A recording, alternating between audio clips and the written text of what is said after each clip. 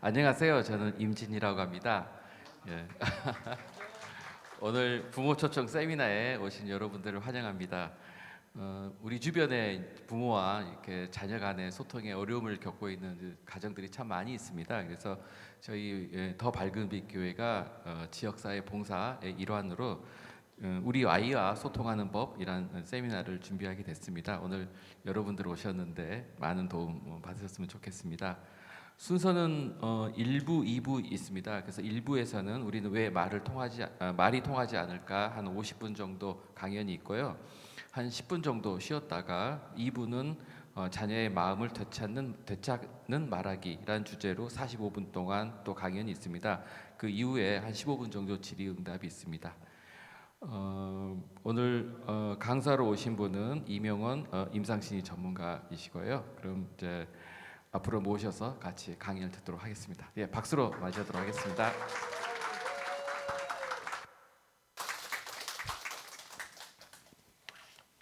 네. 네, 안녕하세요. 예, 반갑습니다. 이렇게 토요일 좋은 날씨 오후에 또 여기까지 이렇게 찾아와 주셔서 감사합니다.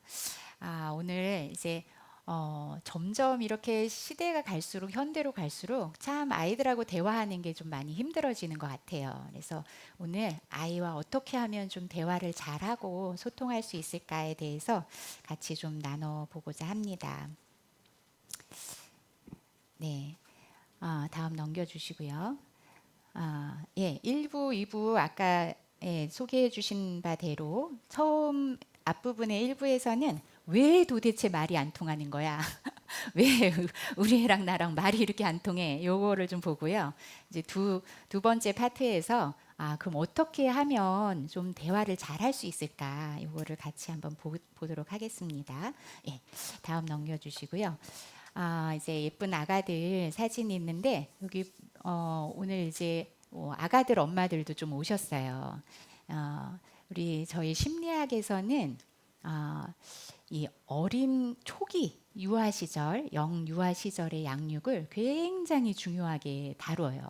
예, 굉장히 중요하게 다룹니다. 그래서 오늘 사실 청소년기 자녀 대상이긴 하지만 우리 영유아 부모님들도 오셨기 때문에 이 부분 이제 잠깐만 말씀을 드리면 이렇게 아기가 저희들은 어른들은 아기는 별로 느낌이 없을 거라고 생각을 해요. 말을 안 하니까 그런 것 같아요. 이제 좀 애들이 언어를 배우고 유아가 되면 엄마 싫어, 뭐 엄마 미워, 막 이렇게 말을 하니까 얘가 감정이 있고 느낌이 있구나 이렇게 생각을 하는데 아기 때는 말을 안 하니까 얘가 뭐 이렇게 한들 저렇게 한들 뭐 지가 뭘 느끼겠어? 뭐 이렇게 생각을 할 수가 있어요. 근데 진짜로 그렇지 않습니다.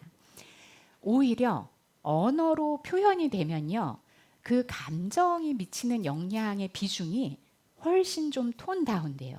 근데 아가들이 언어로 표현하기 전에는 정말 그 감정이 거의 100%로 이렇게 온몸으로 느껴지게 돼요. 이게 굉장히 강렬하게 느껴집니다.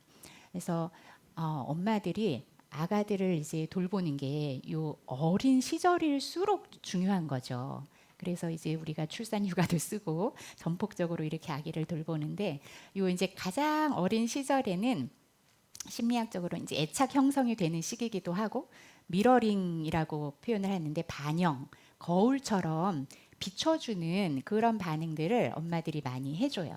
그래서 아기가 잉 하면 오구 우리 애기 기분 나빴죠? 이렇게 해주잖아요. 슬펐어. 오구 화났어. 요렇게 아기가 보내는 신호들을 읽어주는 거죠. 요런 거를 잘 읽어주는 게 아이들한테 필요해요. 예, 요게 잘 안 되면 이게 이제 전혀 안 됐을 때, 거의 안 됐을 때, 이제 이런 경우 방임이에요, 방임. 예, 아마 지금 시대는 거의 없을 텐데 저희 같은 시대들은 부모님이 먹고 살기가 너무 힘드셨기 때문에 아기들을 아주 어릴 때 그냥 집에 놔두고 일 나가셨어요. 아주 어릴 때도 아주 그냥 아기 때도 이렇게 집에 있는 경우들이 있었어요. 아무도 반영을 안 해주잖아요. 그러면 이제 이 아기들이 그렇게 자랄 때 어떻게 되냐면 내가 뭘 느끼는 거지? 이 감정을 잘 인식을 못해요. 예. 근데 감정을 인식을 못하면 어떤 결과가 생기냐면 이 감정이 나한테 뭔가 느껴질 때 우리가 이제 자극들이 들어오잖아요. 뭔가 이렇게 감정적인 자극이 확 왔을 때 이게 반영이 잘 된 아기는 아 내가 지금 되게 불안하구나. 진짜 화나네. 어이씨 저게 뭐야. 이런 걸 이제 알면 그게 스스로 정리가 되는 거예요. 근데 이게 감정을 아이들이 모르면요. 뭔가가 내 안에서 올라오고 느껴지는데 뭔지를 모를 때의 불안이 있어요. 불안. 그래서 굉장히 이제 아이들이 커서 불안을 느끼게 됩니다. 예, 그런 반응들이 중요하고 이제 조금 자라서 유아기가 되면은 이렇게 아기 때는 사실 존재 자체가 예쁘잖아요. 아그 우리 아기 아우 이뻐라 이렇게 해주잖아요. 그러다가 이제 어쩌다가 아기가 뭐 앉았어. 뭐 고개를 들었어.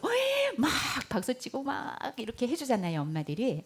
이런 것들이 우리 본능적으로 일어나는 일인데 굉장히 아기에게 필요한 일이에요.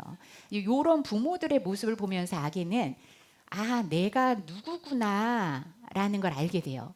아, 나는 저렇게 내 앞에 있는 저 두 사람이 나를 보고 저렇게 좋아할 만큼 내가 굉장히 중요한 존재구나. 아, 내가 되게 소중하구나. 그 저 사람들이 날 보고 되게 기뻐하고 저렇게 웃는 걸 보니까 나는 뭔가 되게 좋은 사람인가 보다.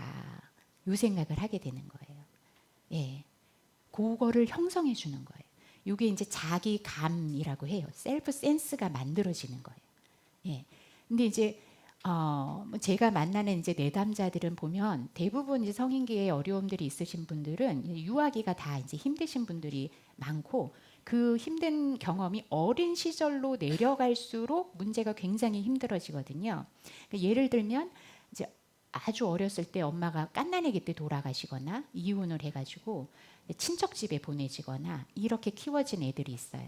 이제 그러면은 그 친척 집에서 애를 맡아 키우는 것만도 힘들어 죽겠는데 자기 집 애들도 있고 일도 많고 한데 언제 그 얘기를 보면서 까꿍까꿍 해주겠어요. 그냥 이렇게 놓고 밥이나 주고 하죠. 그러니까 막 애기 앞에서 어머 잘했다 아이고 이뻐라 막 이렇게 안 해주잖아요. 그러면 이제 그 아이들은 어떤 자기감이 생기겠어요? 아 나는 별로 좋은 아이가 아니구나. 누구도 날 보고 별로 기뻐하지 않아. 그냥 난 그렇고 그런 사람이야. 별로 내가 소중한 존재라는 그 인식이 정말 이 깊은 뿌리부터 생기지 않게 되는 거예요. 그래서 이제 엄마 아빠가 주는 역할이 그게 중요하다. 근데 이제 이렇게 조금 컸을 때, 유아기로 컸을 때는 컸을 때도 계속 우리 아기 어구 잘했어 어구 잘했어 요거 필요하죠. 근데 그것만 해서는 안 되는 거예요. 이제 여기에는 또 이제 최적의 좌절이라는 말이 있어요. 아이들은 사람들은 모두가 다 욕구가 있죠. 자기가 원하는 게 있죠. 모든 존재가 그렇죠. 내가 원하는 게 있어요. 근데 그거 원하는 거 다 가질 수 있어요, 없어요? 없죠. 우리가 살면 살수록 이제 그 내가 원하는 욕구를 충족하지 못할 때 사람은 좌절을 느끼는 거예요. 좌절. 예. 그래서 우리는 어떻게 하면 이제 어떻게 보면 크면 클수록 내가 이 좌절을 어떻게 처리하고 어떻게 견디고 어떻게 대처하고 살아가느냐 이거 배우는 과정이거든요. 근데 요 유아기 때 유년기 때 이렇게 어린 시절에 요거를 연습하지 않으면요. 그러면 이제 정말 이제 성격이 이제 문제가 생겨요. 그러니까 예를 들면 두 가지가 있는데 하나는 애의 욕구를 이제 요즘 시대에 큰 문제가 되죠. 전부 다 들어주는 거죠. 전부 다. 예, 엄마 아빠가 모든 걸 다 해주고 어떤 좌절도 애가 경험하지 못하도록 예, 정말 하나부터 열까지 전부 다 해주면 아이가 이제 좌절을 거의 경험하지 않고 요 유년기 시절을 보내잖아요. 그러면 이제 성격적으로 굉장히 이제 어려운 성격 구조가 생겨날 수 있어요. 나는 뭐든지 다 해야만 되고 안 되는 건 있을 수가 없고 그거를 견뎌낼 수 없는 견디는 심리 구조가 만들어지지가 않죠. 그러면 이제 컸을 때는 정말 우리는 좌절을 겪을 수밖에 없는데 그 좌절 앞에서 이제 무너지거나 우울증이 걸리거나 막 공격성이 나타나거나 이런 이제 그런 일이 생기게 됩니다. 자, 그래서 여기까지는 이제 부모들이 알으셔야 되는 거는 뭐 이거는 뭐 제가 말씀을 안 드려도 너무 잘하죠. 막 이쁘다 사랑해주고 잘 반영해주고 필요에 민감하게 잘 채워주고 그리고 이제 조금 커서는 최적의 좌절을 경험할 수 있도록 도와주는 거예요. 이게 뭔지는 설명이 많이 필요하지만 시간상 어쨌든 여기까지는요 이제 부모들하고 아이들의 상호작용이 잘 이루어져요. 보통 뭐 아기 때는 막 정말 고개만 들어도 막 박수 쳐주고 유치원 다닐 때는 이제 막 그림이랍시고 막 정말 종이에다가 무슨 낙서 같지도 않은 걸 막 끄적이고 와도 막 엄마 아빠가 막 와 이거 우리 철수가 뗀 거야 와 대박이다 와 어떻게 이렇게 잘 그렸어 막 이렇게 해주잖아요. 이제 이렇게 할 때 애들은 와 난 정말 훌륭한 사람이구나 나 굉장히 괜찮구나 이거를 이제 갖는 거예요. 이제 또 이렇게 초등학교 가면 엄마 나 체육 시간에 달리기 했는데 내가 1등 했어 막 이러면 우와 우리 철수 진짜 달리기 잘하네 막 이렇게 칭찬해 주잖아요. 애들이 다 엄마 아빠를 의지하고 좋아하고 달려와서 안기고 또 엄마 아빠가 다 이렇게 필요를 채워주고 그래서 애들의 표정이 다 대부분 요 나이 때까지 이렇게 밝아요. 다 웃는 얼굴이고 엄마 보면 웃고 쪼잘대고 말하고. 자 그런데 이제 다음이요. 이제 갑자기 이의 표정이 이렇게 바뀌게 됩니다.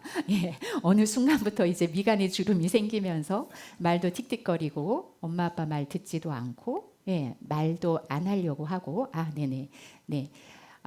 하려고 하고 그렇게 하죠. 그렇게 되죠. 근데 이게 엄마가 느끼기에는 쟤 왜 저러는 거야 도대체 뭐가 불만이야 왜 저래 갑자기 안 그러던 애가 요 옆에 요런 얼굴에서 왜 얼굴이 저렇게 갑자기 우리 애는 안 그럴 줄 알았어요. 우리 애는 어릴 때 너무 착했어요. 제가 하는 말 다 들었어요 이러거든요. 부모들이 다 그래요. 근데 갑자기 변했어요. 근데 요게 이제 엄마 보는 입장이고요. 아이 입장에서는요 엄마 말이 어느 순간부터 달라지는 거예요. 초등학교 때까지는 뭐 해도 정말 막 낙서해와도 막 잘했다고 하고 뭐 해도 박수 쳐주고 이랬는데 어느 순간부터 이제 엄마 말이 바뀌죠. 어떻게 바뀌나요? 혹시 청소년 부모를 두신 자녀를 두신 부모님들 스스로 좀 이게 자각이 되실지 모르겠어요. 어느 순간부터 야 너 숙제했어? 야 빨리 학원 안 가? 존말할 때 가라. 이렇게 부모 말이 이제 바뀌어요. 어느 순간이 되면. 어느 순간부터 애가 하는 일이 더 이상 막 박수 쳐주고 잘했다고 하는 말이 쑥 들어가고 너 이거 빨리 안 해? 너 뭐 하고 있어? 너 아직도 게임해? 너 지금 몇 시인데 이러고 있는 거야? 이런 말투가 이제 갑자기 바뀌는 거예요. 엄마들이. 이게 애가 혼자 이 표정이 되는 게 아니라는 거죠. 자 이러면서 근데 이제 왜 이렇게 도대체 애들이 되는 걸까? 이렇게 되는 걸까를 저희가 먼저 좀 보겠습니다. 이제 두 가지로 이제 설명을 드릴 건데 첫 번째는 뇌의 발달 과정이에요. 뇌의 발달 과정. 이거를 부모님들이 꼭 아셔야 돼요. 아기 아까 저희가 본 사진 어린 아이가 있잖아요. 어린 아이는 모든 걸 다 부모한테 의지하고 부모가 다 해주니까 잘 지낼 수 있죠. 근데 그 아이가 커서 우리 같은 여러분 같은 어른이 됐다고 생각하면 모든 걸 우리가 혼자 처리해야 되죠. 혼자 다 처리하고 대처하고 행동을 해야 되죠. 근데 요 아이와 요 어른 사이에 갭이 있잖아요. 갭이. 요 갭이 바로 청소년기예요. 그러니까 이 청소년기는 어떤 시기냐면 엄마 아빠가 모든 걸 해주던 시기에서 완전히 독립해서 성인으로 살아가는 거를 준비해야만 하는 뇌의 발달이 이루어지는 시기예요. 그래서 어떤 발달이 되냐 하면 첫 번째는 이제 편도체의 변화가 있어요. 편도체는 감정의 뇌라고 불려요. 감정을 다스리는 뇌의 기관이에요. 근데 이 부분이 굉장히 예민해져요. 하나님이 그렇게 지으신 거예요. 왜 그럴까요? 자, 만약에 위험한 일이 일어났다고 생각해 보세요. 어릴 때는 신경을 안 써도 돼요. 어차피 엄마 아빠가 다 처리해 주고 보호해 줄 거예요. 근데 혼자 어른이 되면 그 위험을 자기가 빨리 감지해서 대처를 해야 되잖아요. 그러니까 위험한 일에 대해서 굉장히 예민해지고 민감해져요. 위협에 대해서, 나를 공격하는 거에 대해서, 그리고 나를 간섭하는 거에 대해서 되게 이제 민감하고 강한 감정을 느끼는 거예요.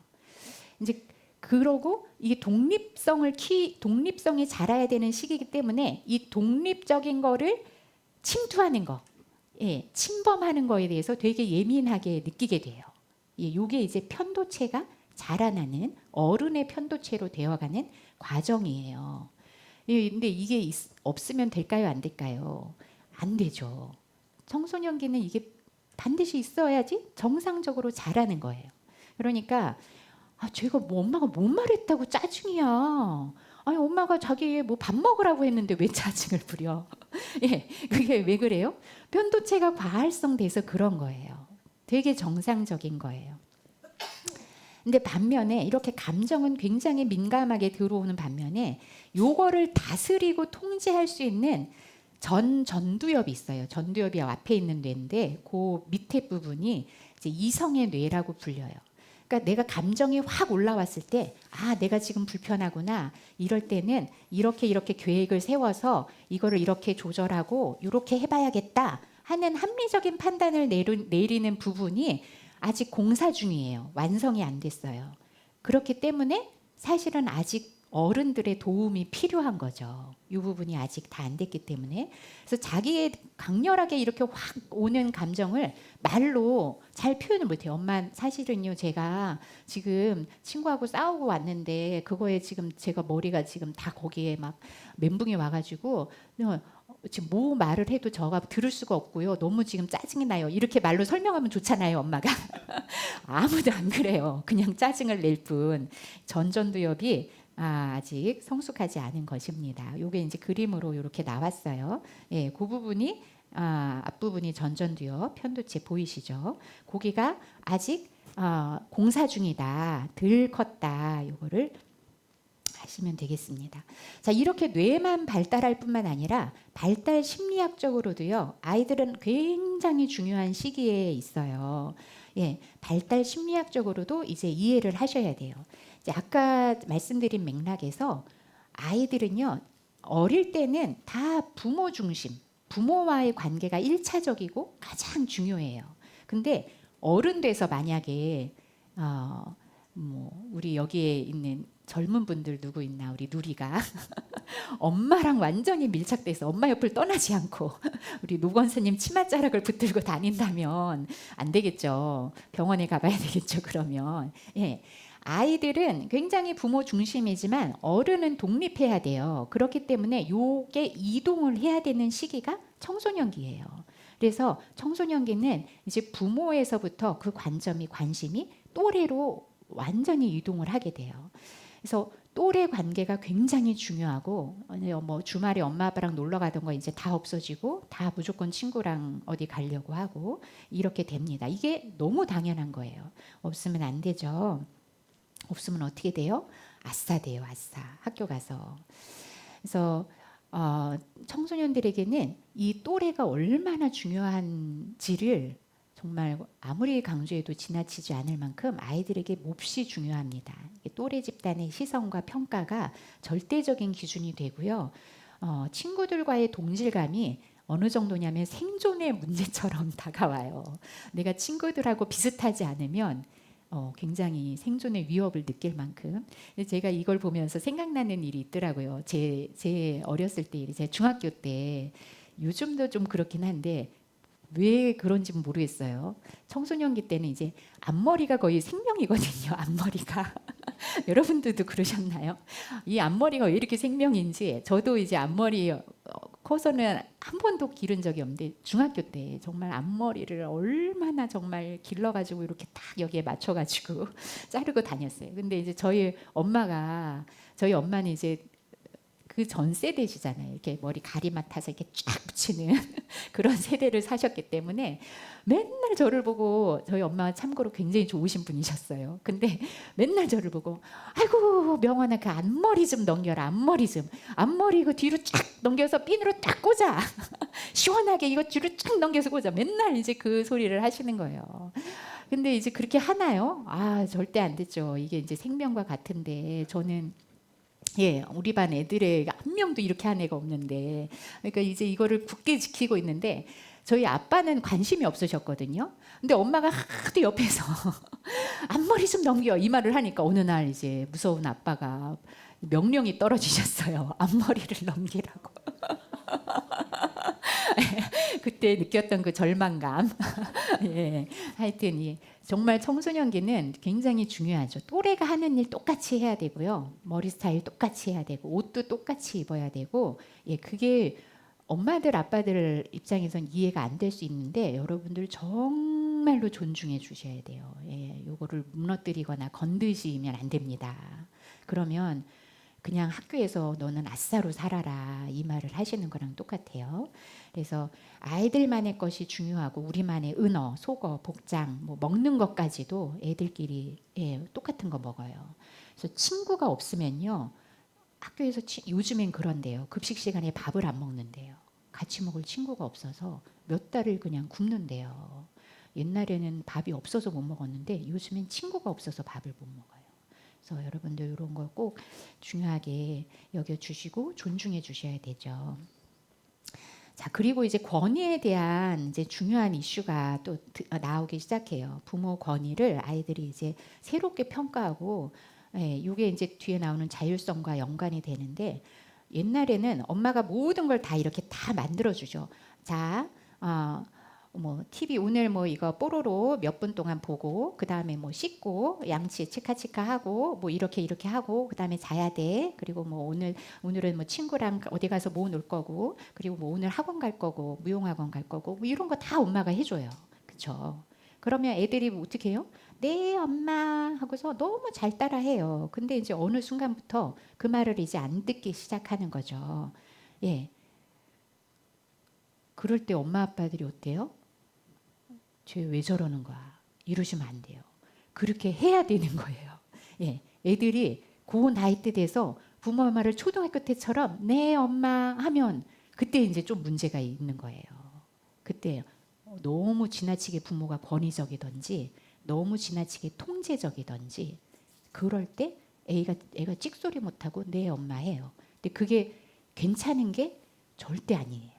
청소년기가 돼서도 너 오늘 와서 학교 갔다 와서 손 씻고 가방 정리해놓고 그리고 빨리 영어 숙제 해놓고 수학 숙제 해놓고 수학학원 갔다 와서 그 다음에 너 목욕하고 샤워하고 그 다음에 이거 하고 그 다음에 몇 시까지 이거 해놓고 엄마한테 검사 받고 몇 시까지 이렇게 하고 숨 막히죠. 그런 집이 있어요. 예, 중학생이 됐는데 그거를 써서 이렇게 붙여놓고 제가 예, 제가 상담하고 있는 분이 지금 그러고 계시는 분이 있어요. 예. 근데 엄마는 그게 좋다고 생각하고 하는 거죠. 애한테 도움이 된다고. 그럼 이제 애가 어떻게 돼요? 숨 막혀요. 좀 죽을 것 같아요. 근데 찍소리 못 해요. 엄마가 너무 통제적이면. 그렇게 되면 이제 엄마는 아, 얘가 찍소리 못 하니까 괜찮지라고 생각하죠. 절대 그렇지 않아요. 애가 그렇게 눌린 게요. 엄마는 괜찮다고 생각할지 모르는데 이제 엄마 품을 떠나는 순간이 오거나 이제 고등학교 졸업하고 나면요. 온갖 증상으로 발현이 돼요. 증상으로. 그래서 제가 뭐 정말 너무나 많이 보는 이제 상담 현장에서 보시는 분들은 모범생들이 뭐 S대를 가고 명문대를 갔는데 졸업을 못 해요. 예. 우울증이 와서 공황장애도 오고 무기력증에 걸리고 엄마 시키는 대로만 하고 고등학교 때까지 산 애들이 너무 불쌍합니다. 그래서 그렇게 하면 안 된다. 제발 중학교 사춘기 초등학교 고학년 때부터는 엄마의 통제를 풀어 주셔야 됩니다. 아이가 자유롭게 선택하고 생각하고 행동할 수 있도록 기회를 계속 주셔야 돼요. 실패하도록 내버려 두셔야 돼요. 실패하도록. 그걸 경험하는 것이 얘한테 정말 필수 영양소다. 이렇게 생각을 하셔야 됩니다. 네. 너무 그렇게 하시는 분이 있고 너무 안 그렇게 하시는 분이 있습니다. 자, 그래서 이게 이제 자율성, 주도성이 증가되는 시기예요. 이제 초등학교 요즘엔 빠르면 이제 5학년 때 보통 시작되죠. 5학년 때부터 시작이 돼서 이제 엄마가 만들어준 요 틀 벗어나고 싶어 해요. 엄마의 이 지시를 좀 벗어나서 이제는 내 맘대로 해보고 싶어해요. 그러니까 나 좀 내버려 두라고 이렇게 소리를 질러요, 애들이. 근데 그게 엄마한테는 귓등으로도 안 들리는 거예요. 정말 그러니까 정말 너무 안타깝죠. 자, 그렇게 하게 해줘야 되고요. 자기가 혼자 생각하고 선택하도록 자꾸 기회를 주셔야 돼요. 너 이거는 어떻게 해볼까? 너 이거 어떻게 하고 싶어? 너 이번 주말에 뭐 어떻게 하고 싶어? 너 방학 때 뭐 하고 싶은지 한번 계획 짜봐봐. 자꾸 이렇게 해주셔야 되고, 어른이 볼 때는 말도 안 되는 것들이 있죠. 그럴 때도 도움을 줄 때도 의논하는 방식으로 도움을 주시면 좋습니다. 이제 근데 가장 큰 문제는 사실 저는 이 앞에 것보다도 이 마지막 거라고 생각해요. 우리나라의 경우에 정말 극단적인 학업 스트레스가 뭐 여기 계신 분들 어떠신지 모르겠어요. 근데 일단 이제 서울만 들어가도요. 정말 말도 안 되는 일들이 지금 벌어지고 있어요. 우리나라에서 너무나 극단적인 학업 스트레스가 있고, 아이들이 이 학업에 대해서 느끼는 불안은요. 이 부모님들이 애들을 막 쪼는 이유가 뭐일 것 같으세요? 부모님의 불안 때문이거든요. 부모님이 자기 불안 때문에 그렇게 한다는 거를 좀 아셔야 돼요. 근데 이제 부모님은 그거를 모르세요. 모르고 애만 잘못됐다고 생각하고 내가 계속 쪼면 얘가 잘하리라, 이런 엄청 굳건한 믿음으로, 죄송합니다. 예, 이렇게 하시는데 부모들이 그렇게 하시는데, 그게 이제 부모님 안에 있는 그런 불안인데, 사실 애들이 느끼는 불안은요 정말로 어마어마해요. 예. 예, 여러분들이 그거를 좀 아셔야 돼요. 오늘 그 얘기를 좀 많이 할 건데, 그리고 저희 나라에 이제 굉장히 큰 문제죠. 지금 제가 볼 때는 우리나라의 가장 큰 문제가 이거라고 생각이 되고, 출산율이 떨어지는 것도, 결혼을 안 하는 것도 다 이거랑 연계돼 있다고 생각이 돼요. 근데 아이들이 겪는 스트레스가 너무 커요. 특히 서울도 심하고 강남으로 가면 이루 말할 수가 없어요. 그러니까 여러분들도 아마 상상을 못 하실 거예요. 그 정도일 줄은. 그냥 대치동에서는 진짜 그냥 애가 뛰어내리는 일이 너무 다반사래요. 그래서 별로 정말 뛰어내리는 일이 다반사래요. 이게 믿어지세요, 여러분? 너무너무 힘든 상황이에요, 지금. 근데 이 청소년기의 이런 이제 감정의 예민함과 그리고 막 충동적이고 막 조절이 안 되고 이런 것들을 가장 잘 다스려 줄 수 있는 방법이 있대요. 이거는 정말 전문가들이 하는 연구 결과로도 나온 거. 이 청소년 부모님들을 두신 분이나 앞으로 청소년이 될 아이들은 이걸 잘 기억하시면 좋을 것 같아요. 이게 뭐냐 하면, 이거를 잘 다스려주고 좀 중화시켜 줄 수 있는 방법이 문예체라고 합니다. 문예체. 예. 그러니까 문학을 접하고 예능, 체육을 애들이 같이 활동을 하면요. 그래도 이 스트레스를 굉장히 많이 꺼뜨려주고, 그리고 집중할 수 있는 힘을 주는 거예요. 근데 우리나라 어때요? 고등학교 올라가면요. 예, 음악, 체육, 미술 시간 싹 없어져요. 예, 뭐만 해요. 정말 하루 종일 공부만 하고 아침에 뭐 정말 저희 애 같은 경우도 5시 반에 일어나서 조기 등교했어요. 고3 때. 5시 반에 일어나서 밤 11시까지 10시까지 야자하고 와서 도서관 갔다가 새벽에 오고, 뭐 이렇게 정말 너무 살인적인 스케줄로, 이게 이제 굉장히 큰 문제죠.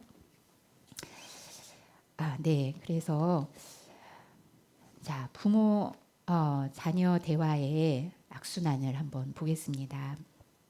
이제 대화로 이제 들어가는데, 대화가 너무 힘들어요. 대화가 너무 힘든데, 이제 제일 첫 번째는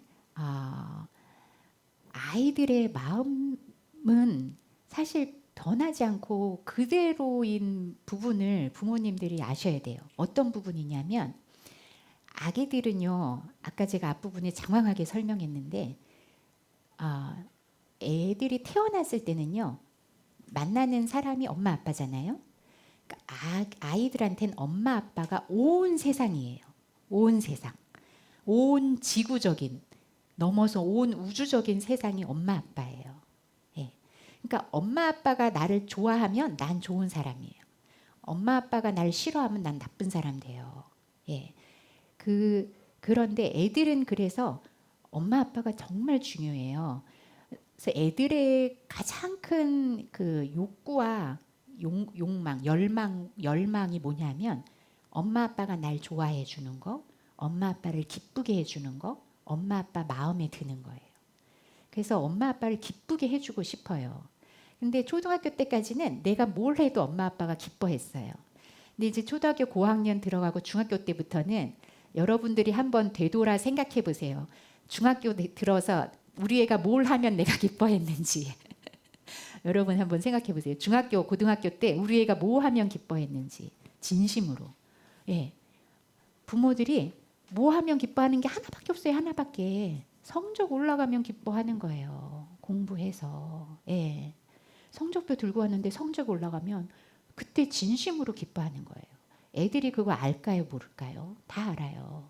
이제는 나의 존재로 내가 그림을 그려도 미술을 해도 백덤블링을 해도 엄마 아빠는 더 이상 기뻐하지 않는다는 사실을 애들이 알아요. 그러니까 내가 정말 기쁨이 되는, 수용받는 중요한 존재가 되려면 뭐 해야 돼요? 공부 잘해야 돼요. 근데 여러분들 다 학교에서 1등 하셨어요? 아니잖아요. 우리 애들이 여기에서 일단 좌절이 엄청 돼요. 엄청 짜증이 나요. 나는 안 되는데 이게 이제 제가 느낀 거예요.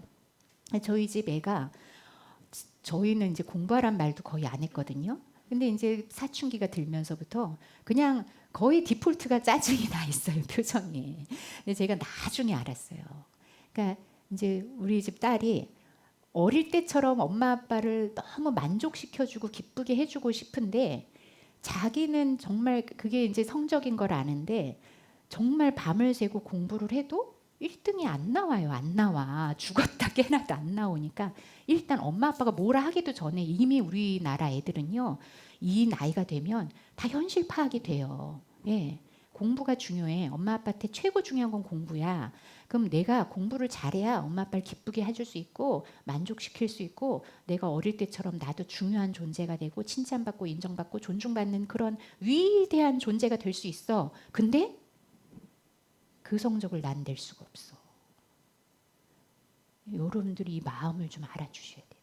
그러니까 아이들한테는 정말 이게 큰 슬픔이고 좌절이거든요. 눈물을 흘리는 거예요. 마음속으로는. 애들의 목표는 뭐예요? 부모님을 기쁘게 해주고 싶은 거예요. 여러분 이거를 한 번이라도 생각해 본 적 있으세요? 우리 애가 나를 기쁘게 해주고 싶구나. 엄마한테 그래 우리 철수야. 엄마는 너가 정말 훌륭하다고 생각해. 엄마한테는 너밖에 없어. 너가 최고야. 정말 잘했어. 넌 잘할 수 있어. 이 말 듣는 게 아이들에게는 제일 소원이에요. 그거 위해서 사는 거예요, 애들은.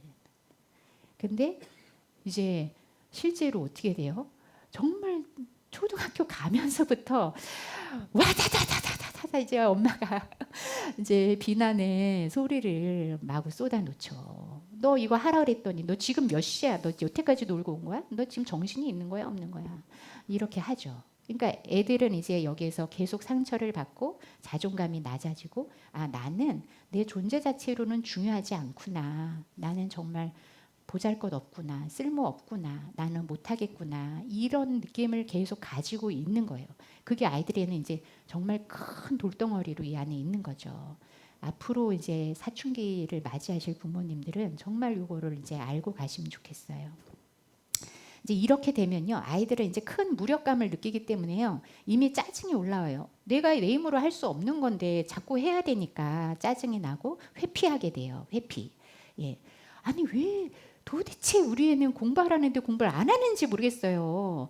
아니 하면 되잖아 이렇게 하시잖아요, 부모님들이. 근데 이제 부모님들한테 제가 이제 뭐 박사 논문을 하나 갖다 놓고 자 이걸 읽으시고 요약해 주세요 하면 부모님들은 저희는 못 하잖아요. 제가 무슨 전문 영역의 의학 논문을 갖다가 이걸 읽고 요약해서 주세요 하면 못 하면은 사람들은 기본적으로 회피하게 돼요. 너무 어려우니까. 내가 할 수 있는 거를 하라 그러면 뭔가 열심히 하고 싶어 해요. 이게 기본적인 거예요. 여러분들 아이들이 공부하는 걸 자꾸 안 하려고 한다 그러면 그 공부 지금 애가 해야 되는 게 애한테 너무 어려운 거예요. 그럼 부모님이 어떻게 도와주셔야 되냐면 수준을 훨씬 더 낮추어서 할 수 있게 도와주셔야 돼요. 애들이 만약에 1 더하기 1 덧셈을 배웠는데 너 지금 미적분 해봐 하면 애들은 죽었다 깨나도 못해요. 그러면 이제 도망 다니는 거예요. 근데 그럴 경우에 부모님들이 자 우리 이거 1 더하기 1, 뭐 3 더하기 5 배웠으니까 두 자릿수 한번 해볼까? 이렇게 애들의 수준에 맞춰주셔야 애들은 언제나 하고 싶은 마음이 있어요. 열심히 하고 싶은 마음이 있어요. 그거를 아셔야 돼요. 아이들은 순수하고 착해요. 아이들은 엄마를 기쁘게 해주고 싶어요. 열심히 하고 싶어요. 근데 못해서 도망가는 거거든요. 그러니까 그 수준을 낮춰주셔야 된다. 근데 이제 여기에서 아이들이 이제 부정적인 정서가 나오고 이제 엄마가 계속 비난하니까 같이 맞서서 엄마한테 대들고 뭐 엄마가 나한테 해준 게 뭐가 있어 뭐 이렇게 하죠. 그럼 이제 거기에 또 충격받죠 엄마가. 예. 근데 이제 이 아이의 마음을 보지 못하는 거죠. 그러니까 이제 엄마가 막 비난을 하죠. 네가 어디다 대고 지금 여기서 엄마한테 대들어 이러면 이제 비난하죠. 또 처벌하죠. 너 오늘부터 용돈 한 푼도 없어 이렇게 하죠. 그러면 이제 아이는 또 상처받고 이게 이제 계속 돌아가는 악순환이 되는 거예요. 이게 점점 갈수록 아이들의 마음의 상처는 점점 더 커지고 그리고 계속 엄마 아빠와의 대화에 이제 벽이 점점 더 이제 두꺼워지고 높아지고 예, 이렇게 됩니다. 자, 요런 모습들을 제가 영상으로 하나 한번 보여드릴게요. 네. 그다음에 119에 신고. 그다음에 시험 공부한 거 엄마가 문제 내주고 있어요. 뭔 공부를 한 건데 아직도 다 못 외웠어. 어? 나도 모르겠어. 재현아, 뭐 했는데 아직까지 그걸 다 못 외웠냐고.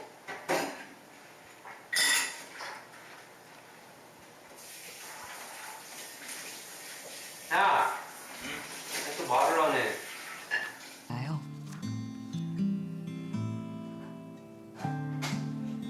늘 큰아들 재현이에게서 시선을 떼지 못하는 아빠. 하지만 재현이는 지금 온몸으로 힘겨움을 표현하고 있습니다. 휴식을 찾아볼 수 없는 빼곡한 시간표 때문에 숨이 막혀온다는 아이의 조용한 외침이 엄마 아빠에게는 왜 들리지 않는 것? 빨리 일어나. 일어나. 빨리 뭐? 정신 차리고.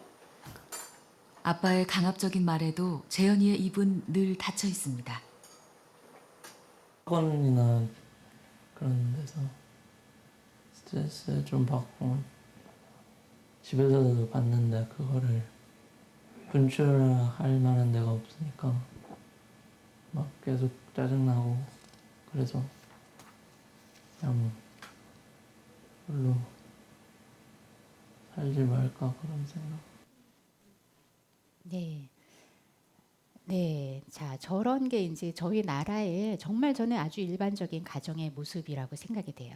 이제 부모님은 저렇게 하는 게 아이를 위해서 최선을 다하고 있다고 생각하는 거예요. 공부하고 있는데 책상 옆에서 다 이렇게 하고 보고 있고 문 밖에서 아빠가 감시하고 있고 정말 숨막히죠. 예. 근데 정말 저 모습이 청소년기에 절대 해서는 안 되는 일들을 저 부모님이 다 하고 계신 거예요. 청소년기에 저희 나라 서울대 정신의학과 교수님 하신 말씀을 보면 청소년기에 가장 중요한 게 테리토리, 영역이라고 해요. 영역. 자기의 영역이 중요하거든요. 저희 애가 초등학교 5학년이 되더니 항상 거실에 나와 있던 애가 딱 방에 들어가서 문 닫고 있더라고요. 그러더니 5학년 1년 지나니까 다시 나왔어요. 그러더니 중학교 2학년 되니까 또 딱 방문 닫고 들어가 있더라고요. 중학교 2학년 1년 지나니까 다시 나오더라고요. 예, 그 시기가 자기만의 공간이 굉장히 중요한 시기거든요. 근데 너무너무 침범을 하는 거예요. 이게 엄청난 위협으로 아이들한테 다가와요. 네, 저렇게 그게 이제 위협적인 거고 저렇게 비난적인 말들.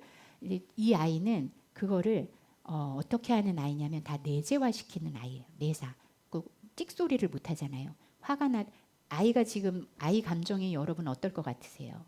예, 굉장히 답답하고 화가 나고 화가 나요. 화가. 근데 화를 애가 잘 못 느껴요. 예, 화를 못 느끼는 상태예요. 이게 제일 위험하거든요. 여러분들이 엄마 아빠가 이렇게 시키면 시키는 대로 얘는 다 해요 하는 거 진짜 조심해야 됩니다. 예, 이 화가 다 안에 쌓여 있어가지고요. 나중에 커서 강박증으로 나타나기도 하고요. 공황장애로 많이 오고요. 신체 증상으로 많이 와요. 예, 우울증으로도 오고, 예, 정말 상담에 오는 분들 대부분 다 그렇게 해서 오거든요. 그래서 어쨌든 그걸 보여드렸습니다. 자, 그러면 우리가 해야 될 건 뭐냐? 우리는 아이들의 마음을 알아야 된다. 마음을 이제 아는 것. 어떻게 하면 우리 아이의 마음을 알 수 있을까? 이제 대화의 핵심은 이거예요. 핵심은 겉모습을 보지 말고 그 아이의 속을 엄마가 보고 알아야 된다. 이게 이제 핵심 하나고요. 두 번째는 이게 더 중요한 건데 여러분들 안에 어느 때든지 어느 시기든지 어느 순간이든지 자녀를 좋아하는 마음이 있어야 돼요. 좋아하는 마음. 예. 이게 왔다 갔다 하거든요. 사춘기 때 되면 애들이 너무 이제 반응이 안 좋으니까 엄마 아빠 마음이 어떻게 되냐면 애가 미워지기 시작해요. 이게 제일 위험합니다, 여러분. 인간은 영적인 존재여서요. 말로 하는 게 아니라 마음을 느껴요. 근데 엄마 아빠가 애가 마음에 안 들고 미워지기 시작한다? 그거는 정말 위험한 신호예요. 그래서 그거를 회복하도록 정말 엄마 아빠가 계속적으로 노력을 해야 돼요. 그 미운 마음, 엄마 아빠가 미운 마음을 어떻게든 해소하고 잘 해결하고 다시 아이를 사랑하는 마음을 가져야 그거면 사실 돼요. 그것만 잘 여러분이 가져가면. 자, 어쨌든 저희는 가야 되기 때문에 자, 빙산 모델이라는 이론이 있어요. 이게 이제 미국의 버지니아 사티어라는 유명하신 그 심리학자가 개발하신 모델인데 빙산 모델. 그러니까 이 빙산이 이제 수면 위로 이렇게 드러난 부분이 있고 아래에 있죠. 이 그림을 보여드리면 우리가 바다에서 이렇게 떠 있는 빙산은 아주 일부분인 거예요. 아주 일부분. 근데 그 보이는 밑에는 정말 거대한 그 얼음 덩어리가 그 밑에 있거든요. 이제 요것을 가지고 이제 우리가 아이들 마음을 보는 건데 아이들이 겉으로 하는 말들은요. 겉으로 하는 말, 표정, 행동은 다 요 물 위에 있는 요 작은 빙산이라는 거예요. 예. 근데 그 말이 나오는 거, 그 행동이 나오는 거에 원인, 동기, 그것은 그 밑에 숨어 있는 엄청난 거대한 몸집의 빙산에 있다. 그 원인과 동기가 그 밑에 있다. 요거를 먼저 이해하시는 게 중요해요. 그러니까 애는 막 짜증을 내면서 엄마한테 대들고 말했어요. 근데 그 밑에 이 보이는 거 밑에 그 아이의 마음속에 훨씬 더 큰 게 들어있다. 요거를 이제 엄마 아빠가 아는 거예요. 그래서 요 마음을 알아주면 관계가 잘 되고 이 마음을 모르고 이제 겉으로 드러난 이 빙산 꼭대기만 가지고 이렇게 하면은 이제 답이 없어져요. 그 다음부터. 그래서 엄마 아빠는 항상 뭘 생각한다? 제가 저렇게 하지만 그 밑에 뭐가 있다. 예. 그 밑에 마음이 뭐냐, 이걸 봐야 된다는 겁니다. 자, 그러면 위에는 뭐가 있고 밑에는 뭐가 있냐, 이거를 이제 보시는 건데, 저만 봤네. 네, 위에는 뭐가 있냐면 수면 위에는 겉으로 드러나는 말과 행동, 표정이 있어요. 예, 근데 그 밑에는 이제 5가지로 나눠두는데 이 그림을 볼게요. 5가지로 나누는데 이걸 먼저 보고 이게 4개로만 나왔는데 하나는 감정이고요. 그 밑에 생각이고 그 밑에 기대 그리고 욕구와 열망 그리고 그 맨 밑에 진정한 자아 이렇게 있다고 합니다. 요 이제 제목을 잘 머릿속에 넣어두세요. 바로 밑에 있는 게 감정이고요. 거기 생각, 기대. 자, 각각의 뭔지를 한번 볼게요. 자, 이렇게 빙산이 생겼죠. 위에는 아주 적고 밑에 이제 거대한 빙산이 있는데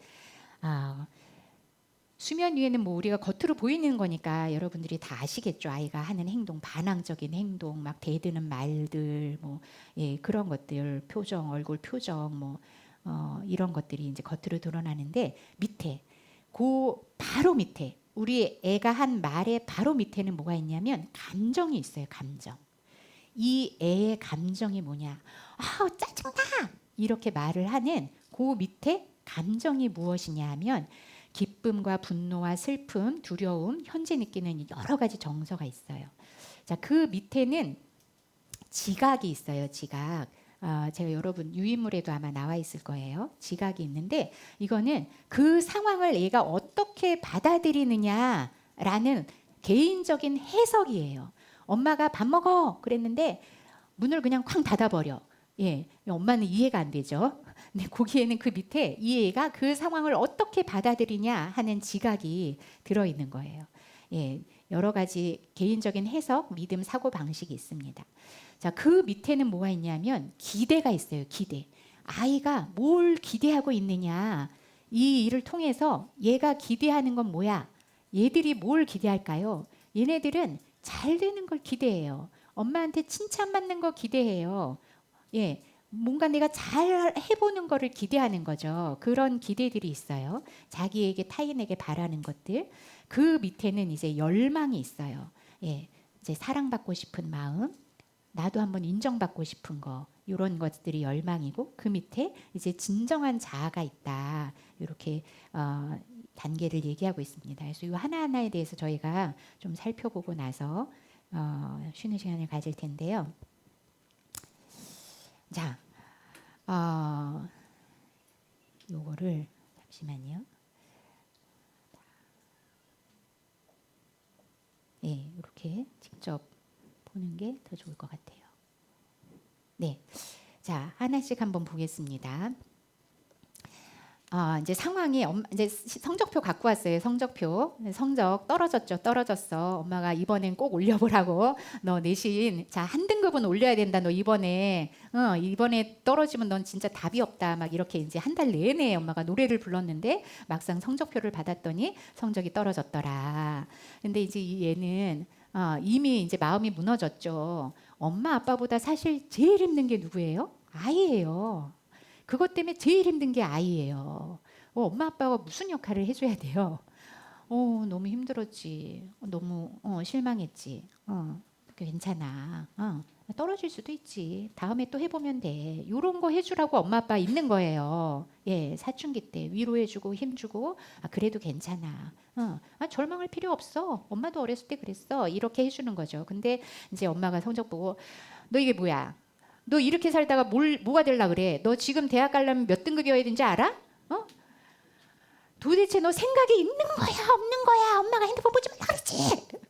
막 이렇게 이제 하잖아요. 그러면 이제 딸은 이미 겁먹고 이미 이제 엄마가 이제 슬퍼할 걸 이미 알고 이미 좌절하고 이미 절망하고 안 돼. 이제 이렇게 들으면 이제 잔소리 좀 그만해.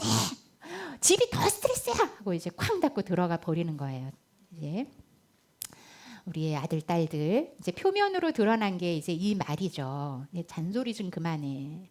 이제 집이 더 스트레스야 하고 이제 큰 소리로 말하고 쾅 닫고 들어가고 이러면 이제 엄마들이 요 수면이 빙산만 보면 어떻게 돼요? 화나요, 화나. 아니 제가 지금 내가 쟤를 지금 이 십몇 년 동안 어떻게 키웠는데 엄마가 사고 싶은 것도 안 사고 지 좋은 거 헤매기고 헤입히고 이렇게 하고 샀는데 엄마한테 저 따위로 말을 해? 막 이러면서 이제 빙산이만 보니까 이제 너무너무 화가 이제 치미는 거죠. 그러면서 이제 방문을 벌컥 열고 들어가서 뭐 네가 이렇게 이제 이렇게 하게 되죠. 이제 빙산이만 보는 반응이에요. 근데 이제 요 수면 아래를 봐야 된다. 수면 바로 아래는 감정이 있어요. 감정. 이 아이가 느끼는 감정은 뭘까? 일단은 아이는 너무 슬퍼요. 내가 엄마를 또 실망시킨다는 게 아이들은 그게 가장 슬퍼요. 여러분들이 그 마음을 정말 제발 좀 보셨으면 좋겠어요. 우리 아이의 소원은 나를 기쁘게 하는 거다. 근데 이 성적표로 또 엄마 아빠가 실망할 거를 생각하니까 이미 아이의 마음 무너져 있거든요. 근데 그 부담감이 있죠. 그리고 아이의 안에는 엄마 아빠가 생각하는 거랑 비교도 할 수 없이 이미 염려가 있어요. 나 어떻게 대학 가지? 큰일 났다. 이렇게 해도 성적이 안 오르네. 큰일 났다. 내 능력 갖고는 안 되나 봐. 나는 정말 멍청구리 바본가 봐. 난 진짜 머리가 돌인가 봐. 이런 생각이 이미 안에 있어서 엄청난 염려와 불안이 있고 그리고 이제 서운함이 있어요. 엄마는 왜 내 마음 몰라줄까? 정말 이 지구상에는 내 마음을 알아주는 사람이 한 명도 없구나. 없죠. 누가 알아줘요? 길 가는 아저씨 아줌마가 알아줘요? 엄마 아빠가 알아주셔야 되는 거예요. 근데 엄마 아빠가 안 알아주니까 정말 이 아이는 외로움을 느껴요. 의지할 데가 없어요. 의지할 데가 없으면 어떻게 돼요? 아이의 마음이 정말 허공을 떠도는 거예요. 진짜 사춘기 때 사실 부모의 역할이 제일 중요하거든요. 애들이 정말 이렇게 호르몬 분비되지 막 전전두엽에 편도체에 막 난리가 나는 이 시기에 엄마 아빠가 기댈 때가 돼주고 그냥 정말 이 한마디 괜찮아 괜찮아 잘할 수 있어 그냥 이 한마디만 해줘도요 애들은 힘을 내서 하려고 해요. 근데 이제 그걸 몰라주니까 그리고 난 해도 안 될 거야. 맨날 그 소리만 들으니까 이제 그 소리가 머릿속에 박히거든요. 그래 난 해도 안 돼. 예, 이런 무력감이 아이들의 요 밑에 빙산 밑에 있는 감정이에요. 엄마가 한 번이라도 요 감정을 생각하면 그렇게 방문을 벌컥 열고 들어가서 더 소리 지르는 일은 하지 않겠죠. 예. 자, 그 다음에 있는 게 지각이에요. 지각. 애는 이제 어떻게 생각을 하느냐. 엄마가 말하는 거 듣고 엄마는 날 좋아하지 않는구나. 역시. 엄마는 나한테 실망했어. 이제 나는 엄마를 더 이상 만족시킬 수 없어. 나는 정말 쓸모없는 존재야. 이렇게 지각을 하는 거예요. 엄마의 너 이렇게 해갖고 어떻게 살라 그래? 뭐 이런 말이 정말 엄마의 의도처럼 들리는 게 아니죠. 난 형편없는 사람이야. 난 잘하는 게 없어. 이렇게 지각을 하는 거예요. 아이는. 이제 그 밑에는 아이의 기대가 있어요. 아이가 하고 싶은 거, 내가 하고 싶은 거는 엄마가 내 마음 좀 알아줬으면, 내가 얼마나 슬프고 힘든지 엄마가 좀 알아줬으면 이게 아이의 기대겠죠. 그리고 내가 공부를 좀 잘했으면, 한 번이라도 좀 성적이 올라갔으면, 좀 얼마나 그게 하고 싶겠어요. 예. 정말. 아빠랑 엄마가 나한테 정말 박수 치면서 아우 잘했다 진짜 최고네 와 이렇게 올라갔어 정말 공부 열심히 했네 이거 한번 얼마나 듣고 싶겠어요 여러분. 예, 그게 기대죠. 근데 그 기대 밑에는 열망이 있어요. 나는 정말 사랑받고 싶어. 아기 때처럼 엄마가 날 보고 이렇게 활짝 웃어주면 좋겠어. 너는 공부를 잘해도 공부를 못해도 너는 내 딸이야 내 아들이야 이 세상에서 최고야. 이거를 아이들은 간절히 바라는 거거든요. 제가 이 자료들을 많이 찾다가 보니까 정말 재밌는 자료를 봤는데 정약용 여러분 아시죠? 실학자. 그분이 쓴 책이 있는데 어느 분이 그 책의 내용들을 정리했는데 그 책에 이런 글귀가 있는 거예요. 부모가 기뻐하는 모습은 자녀들에게 세상에서 가장 값진 칭찬이다. 너무 좋은 말이죠. 근데 우리의 옛 조상들은 선조들은 이거를 알고 계신 거예요. 애들한테 제일 큰 보상이 뭐예요? 엄마가 날 보고 활짝 웃어주는 거. 와, 나는 엄마한테 이렇게 기쁨이 되는 존재구나. 나 이렇게 소중하구나. 엄마한테는 내가 최고구나. 그럼 됐지 뭐. 내 공부 꼴등하면 어때? 예, 이거거든요. 기뻐하는 모습, 그 모습에 아이들은 수용되는 걸 느끼는 거죠. 그게 아이들의 가장 큰 열망이에요. 예. 이거를 누가 줄 수 있어요, 여러분? 예. 길 가는 사람들이 줄 수 없어요. 반 친구들도 줄 수 없어요. 오직 엄마 아빠만 줄 수 있는 거예요. 근데 아이들은요, 진짜 사춘기든 몇 살이든 엄마 아빠가 그래 잘했어, 너 정말 최고야, 잘했어, 괜찮아 이러면요, 아이들은 그게 진실이 돼요. 진리가 돼요. 근데 엄마 아빠가 야 이놈 새끼야 이렇게 하면요, 그게 자기한테 진실이 됩니다.